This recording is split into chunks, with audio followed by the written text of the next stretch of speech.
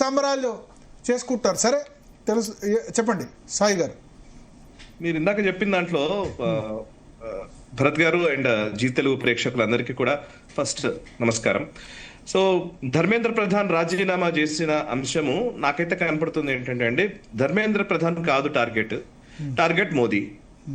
ప్రభుత్వాన్ని మార్చడమే టార్గెట్. ప్రభుత్వాన్ని మార్చే అంశంలో భాగంగానే ధర్మేంద్ర ప్రధాన్ అనేది ఒక మొట్టమొదటి ట్రయల్ రన్ లో మొట్టమొదటిది ఇది. ఓకే, సో ధర్మేంద్ర ప్రధాన్ రాజీనామా ఇందాక మీరు చాలా స్పష్టంగా ఎక్స్ప్లెయిన్ చేశారు. ఇవన్నీ విషయాలు మీరు ఇప్పుడు మాట్లాడిన అన్ని విషయాలు నిజంగా మాట్లాడితే నేను ఎవరు తప్పుపడతాను అనంటే, ఇవే విషయాల్ని సరిగ్గా కమ్యూనికేట్ చేయడంలో Bharatiya Janata party eco system ఖచ్చితంగా విఫలమైందని నేను అనుకుంటాను సార్. మీరు మాట్లాడడమో, జర్నలిస్టులు ఈవెన్ ఆర్నబ్ గోస్వామి మాట్లాడుతున్నారు, మీరు మాట్లాడుతున్నారు, నాలాంటి వాళ్ళు మాట్లాడుతున్నారు, ఒక ఇండిపెండెంట్ గా ఉన్నటువంటి జాతీయవాదులు చాలా మంది మాట్లాడుతున్నారు. కానీ ఎవరైతే ఎగ్జాక్ట్ పొజిషన్ లో ఉన్నారో, కేంద్ర మంత్రులుగా ఉన్నారో, ఆ కేంద్ర మంత్రివర్గంలో ఉన్నారో, వాళ్ళు దీన్ని సరైన విధానంలో కమ్యూనికేట్ చేయడంలో ఖచ్చితంగా ఇబ్బంది ఉందని అభిప్రాయం సార్. నేను దీన్ని మీరు అంగీకరించకపోయినా ఎందుకు చెప్తున్నానంటే, ఈ కాలం జెన్జీ ఇప్పుడు మనం మాట్లాడుతున్న వాటిలో చూస్తే భారతీయ జనతా పార్టీ ఎస్ మీరు చెప్పిన ప్రతి మాటను నేను పూర్తిగా అంగీకరిస్తున్నాను. మీరు మాట్లాడారు కాబట్టి నేను దాన్ని రిఐటరేట్ చేయట్లేదు. సో అందుకోసం అవి ఎగ్జాక్ట్లీ వాటికి అదనపుగానే నేను సమాచారం ఇచ్చే ప్రయత్నం చేస్తూ ఉన్నాను. ఇందులో ఎందుకంటానంటే, గత నెల రోజులుగా అంటే జూన్ 28వ తేదీన సోనం వాంగ్చుక్ నిరాహార దీక్ష కూర్చున్నాడు. జూలై 18వ తేదీ వరకు కూడా అక్కడ 500 మంది 200 మంది పొద్దున బ్రేక్ఫాస్ట్ కి జనాలు వస్తున్నారు, మధ్యాహ్నం లంచ్ కి జనాలు వస్తున్నారు, సాయంత్రం డిన్నర్ కి జనాలు వస్తున్నారు, ఫ్రీగా ఫుడ్ పెడుతున్న టైంలో.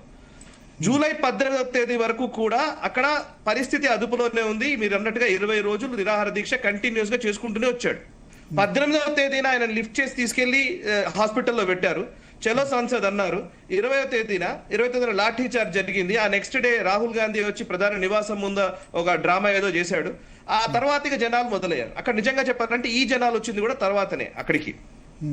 అయితే ఆ 20 రోజుల్లో ఒక్కసారైనా, అంటే మనం చూస్తే నెరేటివ్ వార్ సార్, ఇది మనం మాట్లాడుతుందంతా నెరేటివ్ వార్. ప్రపంచవ్యాప్తంగా జరుగుతున్నది కూడా నెరేటివ్ వారే.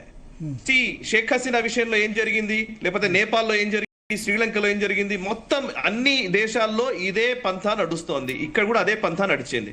అయితే మోదీ గారు లేదా అమిత్ షా గారు వీళ్ళు ఏం చేశారంటే, లెట్ దెమ్ డూ ప్రొటెస్ట్ అని చెప్పేసి వదిలేశారు, విచ్ ఇస్ గుడ్. యాక్చువల్లీ వాళ్ళని అరెస్ట్ చేస్తారని ఆయన ఢిల్లీకి రాగానే ఎక్స్పెక్ట్ చేశాడు. యాక్చువల్లీ అరెస్ట్ చేయలేదు, వదిలేశారు, నడిచింది.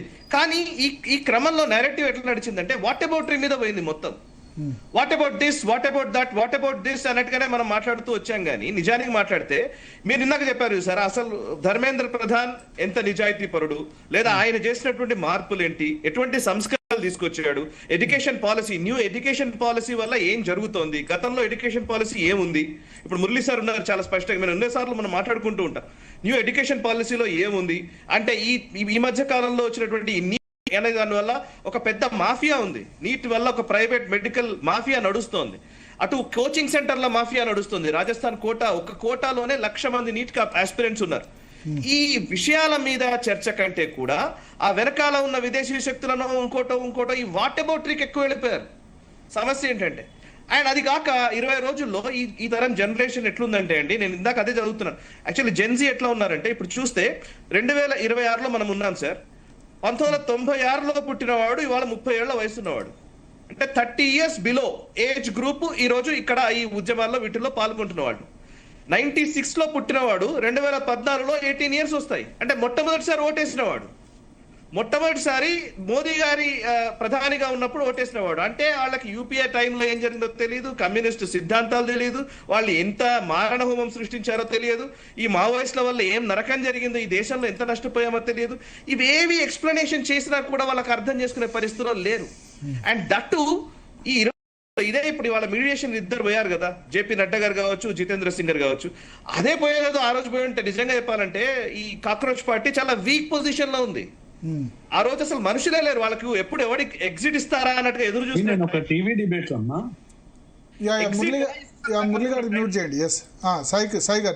మాకు ఎగ్జిట్ ఇస్తే చాలనుకునే టైం. సోనం వాంగ్చుక్ చూశారు కదా మీరు, ఆయనే. కానీ ఎవరు కనీసం మాట్లాడకపోయేసరికి, ఎవరు పట్టించుకొని పరిస్థితి ఉండేసరికి, అది కూడా ఒక మేజర్ కారణమేమో అనిపిస్తుంది నాకైతే. So whatever it may be జరగాల్సిందో జరిగిపోయింది, ఇట్స్ ఓకే. బట్ మీరు అన్నట్టుగా ఇది రిపీట్ కాకూడదు. ఫస్ట్ మనం ఆలోచించాల్సింది విద్యార్థుల విజయం సార్, బొద్దింకలది కాదు. నెంబర్ 1. నెంబర్ 2, అండ్ బొద్దింకలు వేరు, విద్యార్థులు వేరు. దీనికి కరెక్ట్ గా క్లియర్ గా మధ్యలో గీత సందర్భం ఇది. అండ్ యాజ్ అ జాతీయవాదులుగా ఈ దేశం బాగుండాలని కోరుకునేటువంటి మనలాంటి వాళ్ళు ఇలాంటివి రిపీట్ కాకుండా ఉండే విధంగా ఏం చేయాలో ఖచ్చితంగా ఆలోచించాలి. వాట్ నెక్స్ట్ అనేది చాలా ఇంపార్టెంట్.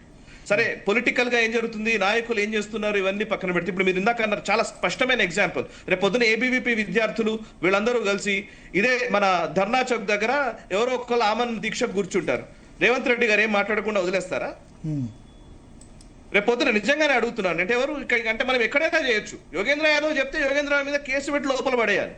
అండ్ మోదీ ప్రభుత్వం కూడా నాకు ఎందుకో ఇప్పుడు ఈ మధ్య కాలంలో చూస్తుంటే అనిపిస్తోంది మోర్ ఆఫ్ ఎక్కువ ఉండాల్సినంత అగ్రెషన్ చూపించలేకపోతున్నారా, చూపించడం వల్ల వచ్చే రిపర్కేషన్స్ గురించి ముందే ఆగుతున్నారా నాకు తెలియట్లేదు. ఒకవైపు నేరేటివ్ వార్ జరుగుతుంటే ఇంకోవైపు నేరేటివ్ వార్ కూడా జరగాలి. డీప్ స్టేట్ అటువైపు ఉంది అని అంటే ఇటువైపు కూడా ఒక డీప్ స్టేట్ రావాలి కదా, కౌంటర్ ప్రొడక్టివ్ గా. మనం ఎందుకు మరి దాని గురించి మనకు తెలుసు, ఈ కుట్రలన్నీ తెలుసు సార్. గిరిధర్ గారు కావచ్చు, ఇక్కడ ఉన్న వాళ్ళందరూ కూడా ఎలాంటి ఆపరేషన్స్ ఉంటాయి, ఎలా ఈ డీప్ స్టేట్ ఆపరేట్ చేస్తుంది, ఎట్లా దేశంలో రెజ్యూమ్ చేంజ్ చేస్తుంది అనే విషయంలో స్పష్టమైన అవగాహన ఉంది అందరి దగ్గర. అవగాహన లేక కాదు, but still where we are lacking.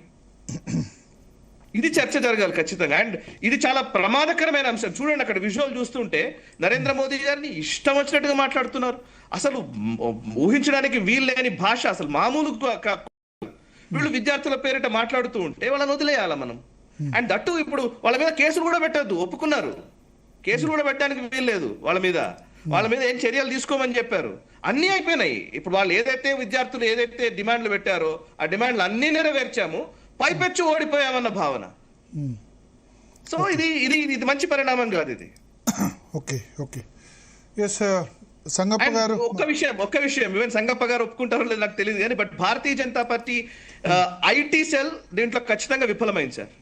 Okay okay అన్నారు కదా, వాట్సాప్ కేటీఆర్ అన్నారు వాట్సాప్ యూనివర్సిటీ కాదు ఇక ఇన్స్టాగ్రామ్ జనరేషన్ వచ్చిందని. ఎస్ సంగప్ప గారు, దీన్ని సరిగ్గా ట్యాకిల్ చేయలేదు కేంద్ర ప్రభుత్వం. అంటే ప్రతి జాతీయవాది అనుకుంటారు